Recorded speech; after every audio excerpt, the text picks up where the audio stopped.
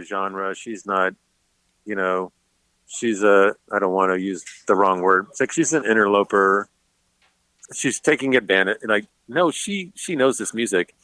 And as we know, it opened up the whole conversation about how Black Americans contributed to country music. Yes. I mean, like they are at almost every freaking genre of music. They are at the foundation of it. And she knows it. She grew up in the South. And she's kind of flipping the bird like, oh, I can do this. Here's this. I adore that song. It's my favorite song of the year. So how obvious can you be? They didn't play it on the radio because they said, well, she's R&B. Like, yeah, but the song isn't. And why are you playing Post Malone? Right. Exactly. Like, so how transparent can you be? Fine. Whatever.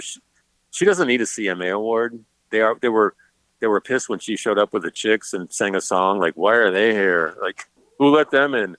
Yeah, well, that's okay. Right.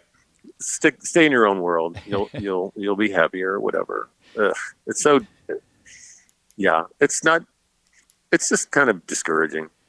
It is. I would put it that way. Definitely discouraging. Well, a lot of things that, and two people who have passed recently lived long and lengthy and productive musical lives and just produced so much for the musical world and lived into their 90s. And always note people like that. And one of them was been wildly successful and influential in the 1960s, Sergio Mendes and Brazil 66 at 94. He passed. And he stayed in the music scene and was relevant and was doing stuff with the Black Eyed Peas and everything else. Pretty cool, lengthy resume. And I just read his autobiography and now, of course, tribute that he's passed. And it's unbelievable. It's long. It's like that New York Times thing you said. It's so long you can barely figure it out. Just a lovely guy who made at their peak happy, swinging music. Right, and it reminds me that there was a period in music. So I was still in like grade school when you would hear his music on the radio. Mm-hmm. Instrumentals were a part of top 40. Like, I don't want to get into a list here because I'd have to think a little too hard. But yeah, there were so many like you could hit Sergio Mendes and Herb Alpert and just all that stuff that you heard, and you were young and realized, I can dig a song with no lyrics because the groove, the production is so enticing. And so he was among those for sure. Like we heard, I think we were watching the PBS NewsHour and it came up and my wife was like, oh yeah, that guy. Yeah. Who is, didn't hear it growing up, but knew that song. So, I miss that era. Like there will never be any more instrumental hits, top 40 hits. It's right. It even extended into for decades. Really, I mean, Pat Metheny had some stuff that basically were hits, as it were, or hit albums anyway. By the way, the Chuck Mangione hit when I was a freshman in college. That thing was everywhere. I was at a Mizzou football game my freshman year. Someone brought a trumpet and started playing that, and people were like, yeah! I mean, that's how widespread it was. Yep. It's, Very cool. I don't know. Different time. And Sergio Mendes, as Brazil 66 lead singer, was, when they did have a singer, was Lanny Hall, and she married Herb Alpert. And they are still married to this day.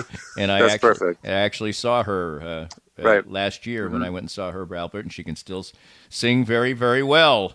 I don't think. Well, let's get into it because I don't want to let this pass. I get so many things I didn't get to. But the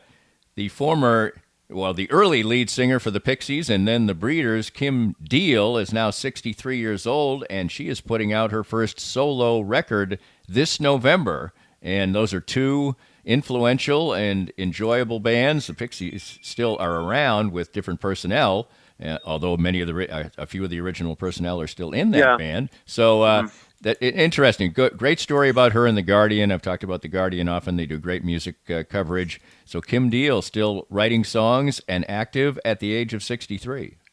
Right, and I think she had to get away from the band just to assert herself. She and her twin sister started the Breeders, and that's some great music. It's akin to the Pixies, but it's it's that like sort of rough edged, unshaven, punk adjacent to pop music. It's so invigorating and easy. And I have not heard any of the new record. I read something about it, and it sounds like it's along those lines. But yeah, I was when I was talking about seeing them for the first time, she was still in the band. It was the original lineup.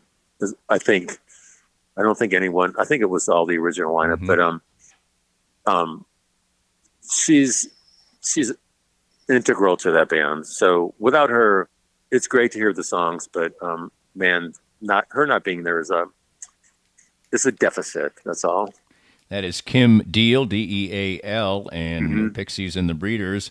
And we have done everything from the most modern of music to music from way back. And I will just give a recommendation I probably have before. We were watching, of all things, last night. My wife had watched the whole thing. I was just watching the finish because I knew it was going to come up at the finish.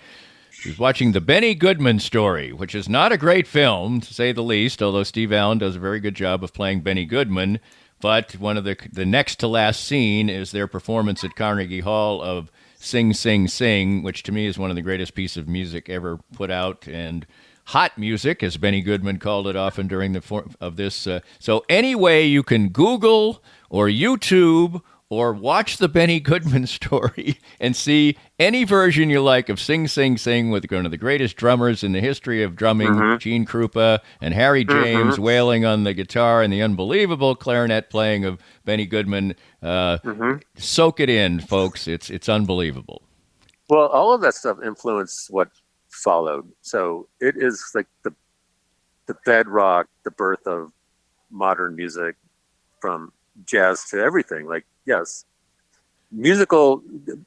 serious musicians study all that, and they try to put some of it into their music. The Beatles, I don't know how deep they went, but they were always very interested in what preceded them. Right. It's really cool, and there is no person who can make a more interesting and percussive and groove sound on one tom-tom than Gene Krupa. I mean, yeah, he's unbelievable. He's Mount Rushmore. Yeah, for sure. Tim, you're Mount Rushmore for me, and I'll be looking forward to the next time we get back together to go far and wide, spanning the globe for all the music that we can devour. Thanks a lot, Tim. Look forward to doing it again soon.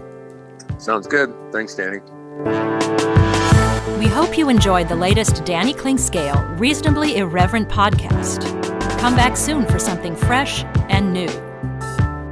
This podcast was made possible by our great sponsors like the 23rd Street Brewery in Lawrence, great food, finely crafted beers, cocktails, and great sports viewing in a friendly and comfortable atmosphere.